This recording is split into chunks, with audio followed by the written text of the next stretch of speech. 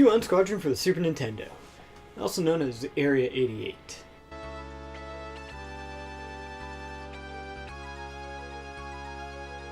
Area 88 was a manga series turned into an anime made into a video game. Made by Capcom, it was an arcade game that was ported to the Super Nintendo in 1991 for North America and Japan, and in 1992 for Europe. So the story goes, a young pilot named Shin Kazama is tricked into becoming a mercenary, and the only way for him to get out is to buy out his contract or to serve his time, all while needing to pay for his own supplies. I would assume the Japanese version of the game would follow this story pretty closely, though the American version of the game kinda forgets to mention the mercenary aspect.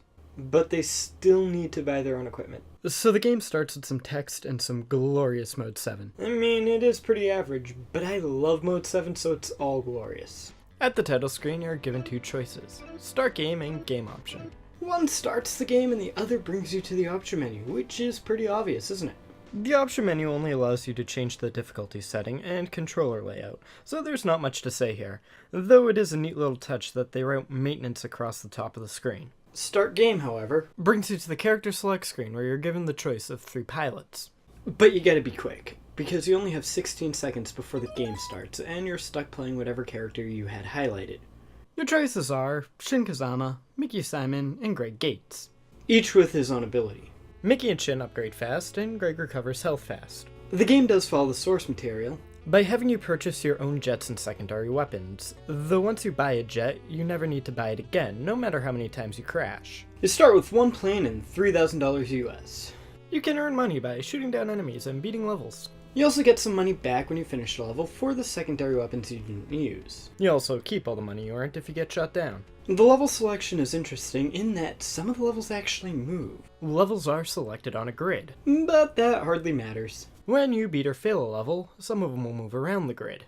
You can choose any level within the brighter area of the map. However, if a level does attack your base, you'll need to beat it before you can move on. There are multiple types of levels. The levels range from your basic get to the end of the level and beat the boss, to destroying enemy convoys. The bosses in the game are pretty unique, especially compared to each other.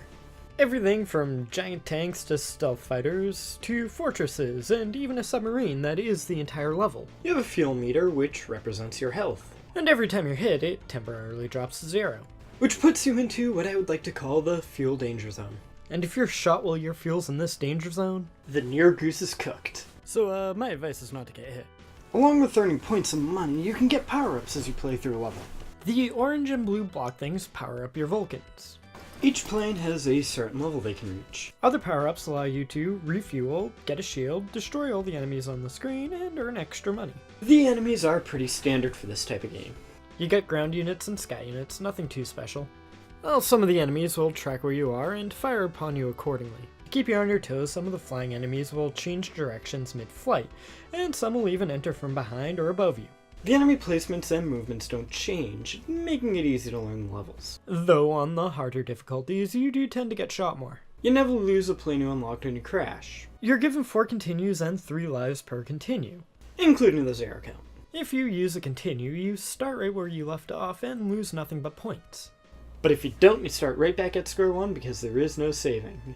Which is fine, it's not a very long game. You can get extra lives by earning enough points.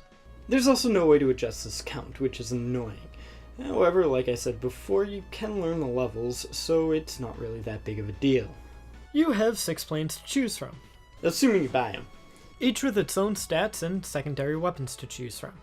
Of course, the one you start with is the worst, and the most expensive is the best in everything except speed. That honor goes to the F-14 Tomcat. And it's cool that all the planes are based on real jets. The graphics are gorgeous. The characters look right from the anime and have some pretty expressive facial animation. There's a great level of detail on the enemies, especially the bosses. They also boast some really beautiful animation. The game over screen shows the character you are playing as walking away from the plane wreckage, which is cool. The characters will say a couple of things as they beat levels, giving them a bit of a personality. The game does lag every once in a while, which only happens when there's a lot going on all at once, and I never once felt like I was at a disadvantage because of it. The music is fantastic. Seriously, go seek some out, it's that good.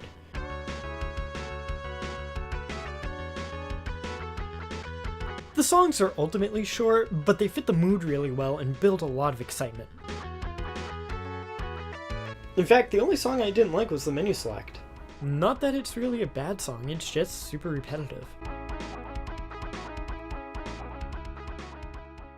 The game is fun, but kinda hard, and though I know there are people out there who won't enjoy it as much as I did, it's still a solid gaming experience, and I highly recommend it.